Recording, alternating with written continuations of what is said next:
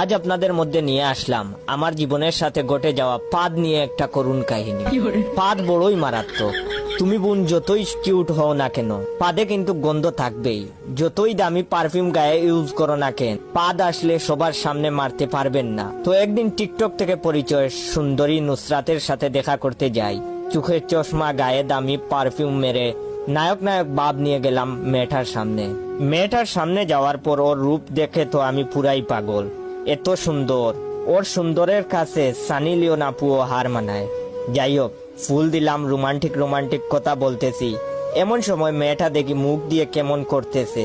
আমি বললাম, ওগো কি হয়েছে তোমার? ও বলল, না কিছু না বলতেই করে দিল একটা পাদ। যেই না দিছে, পাদের গন্ধে আমি অজ্ঞান হয়ে গেলাম। পরে 2 দিন পর হসপিটালে হুশ আসলো।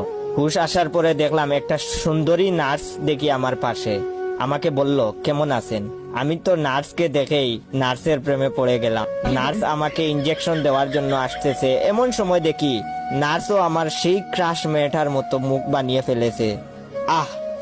বজ্জাত বেডি বোমার মতো দিল একটা পাদ। পাদের আওয়াজ শুই না মনে হইছে বোম ফুটছে। আমি বয়ে হার্ট স্ট্রোক করলাম।